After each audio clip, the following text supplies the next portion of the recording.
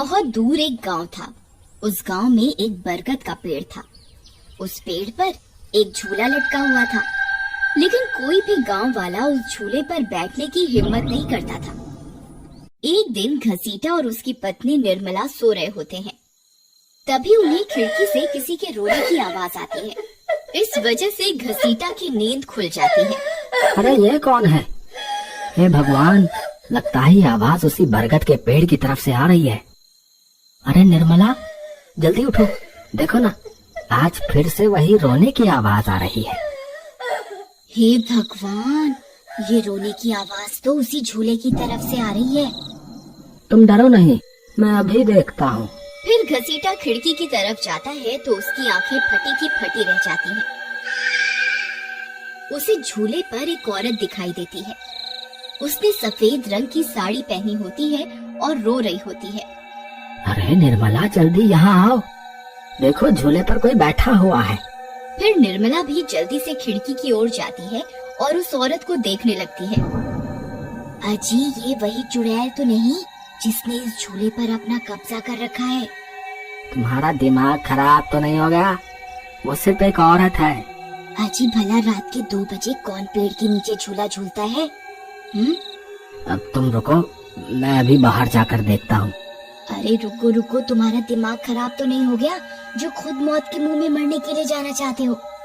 मैं आपको कहीं नहीं जाने दूंगी। तभी वह चुड़ैल अचानक से गायब हो जाती है। ये सब देखकर वे दोनों डर जाते हैं। अरे मर गए रे, ये तो गायब हो गई। मैंने आपसे कहा था ना जी, ये कोई आम औरत नहीं है। तुम सही कहती हो निर्मला, इस झूले में जरूर कोई गड़बड़ है, तभी कोई गांव वाला इसके आसपास जाने में भी डरता है। अजी, आज तक तो हमने इस झूले के बारे में सिर्फ अफवाहें ही सुनी थी। आज तो अपनी आंखों से देख लिया। मैं अब इस घर में और नहीं रहने वाली। फिर अगले दिन निर्मला का भाई अपनी पत्नी के साथ शहर से उसके घर आता है। अरे निर्मला बहन, तुम कहाँ हो? अरे भाई, तुम आज तुम्हें अपनी बहन की याद कैसे आ गई? बस ऐसे ही बहुत दिन हो गए थे, तो मैंने सोचा अपनी प्यारी बहन से मिल लूं आज। फिर वे लोग पूरा दिन हंसी मजाक करके बिता देते हैं।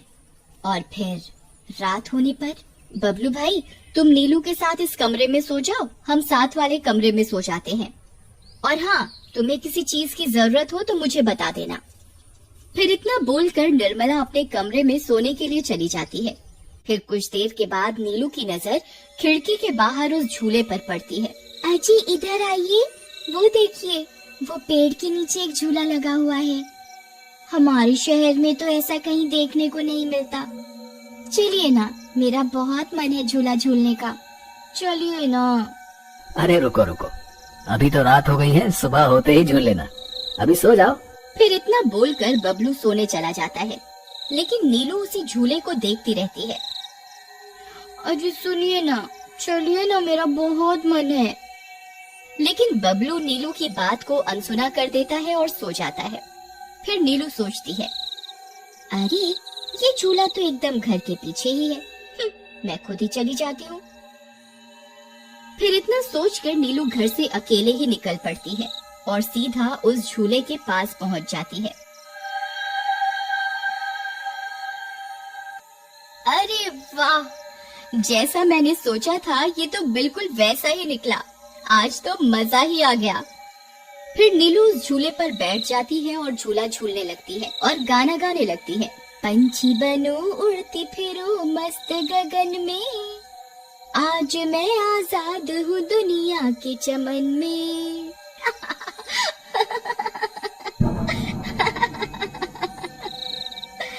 अरे वाह। फिर नीलू कुछ देर रात खुशी खुशी झूला झूलती रहती है। अरे वाह, आज तो मजा ही आ गया। चलो घर चलती हूँ, अगर इनकी नींद खुल गई तो ये बहुत नाराज हो जाएंगे। फिर जैसे ही नीलू उस झूले से उतरने लगती है तो उसे महसूस होता है कि किसी ने उसे पकड़ कर रखा है और वो झूले से नीचे नहीं उतर पा रही। वो बहुत डर जाती है। अरे अरे ये क्या, कौन है जिसने मुझे पकड़ कर रखा है? वो इधर उधर देखती है लेकिन उसे कोई दिखाई नहीं देता। अरे मर गई रे, मैं इस झूले से क्यों नहीं उतर पा रही? बचाओ बचाओ, कोई है? अजी सुनते हो, मेरी तभी नीलू की आवाज सुनकर बबलू की नींद खुल जाती है। निर्मला और घसीटा भी उठ जाते हैं और भागते हुए बबलू के पास आते हैं। अरे बबलू, ये तो नीलू की आवाज थी ना, वो कहाँ है? तभी घसीटा की नजर उस झूले पर पड़ती है। उसे नीलू उस पेड़ के नीचे पड़ी हुई दिखाई देती है। हे भगवान, ये क्या अनर्थ हो गया? नीलू उस झूले के पास कैसे चली गई? फिर वे तीनों भागते हुए उस झूले के पास जाते हैं। उन्हें नीलू वहाँ बेहोश पड़ी हुई मिलती है। हे भगवान, ये तुम्हें क्या हो गया नीलू? नीलू, तुम्हें यहाँ नहीं आना चाहिए था। हे भगवान, अब क्या होगा? फिर वे सब लोग वापस अपने घर आ जाते हैं और सुबह होने पर नीलू को होश आता है। नीलू, तुम ठीक तो हो ना?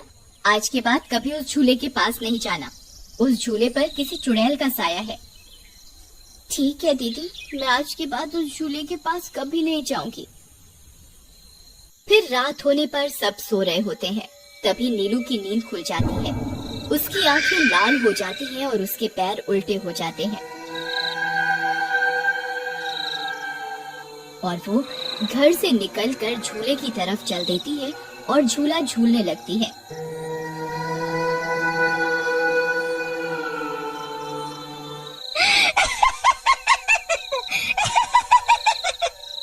उसकी हंसी सुनकर उन सब की नींद खुल जाती है।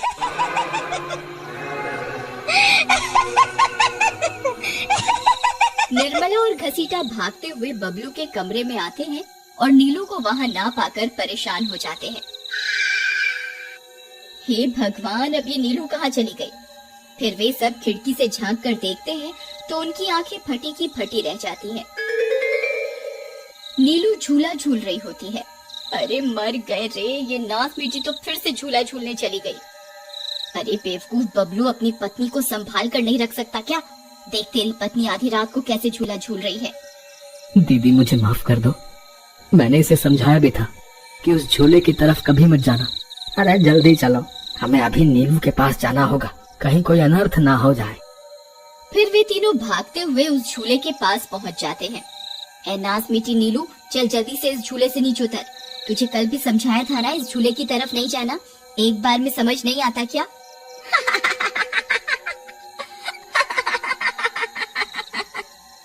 जरा इसके पैरों की तरफ तो देखो। अरे मर गए रे, ये तो चुड़ैल बन गई है। अरे मर गए रे, मेरी बीवी तो चुड़ैल बन गई। अब क्या होगा? अरे भागो रे भागो, सब अपनी जान बचाकर भागो। अरे मैं तो जीते जी विधवा बन गया। अरे मेरी बीवी तो चुड़ैल बन गई। फिर वे तीनों वहाँ से भाग जाते हैं। तभी उन्हें रास्ते में कुछ गांव वाले मिलते हैं। अरे घसोटा भाई, क्या हुआ? इतनी रात गए कहाँ भागे जा रहे हो?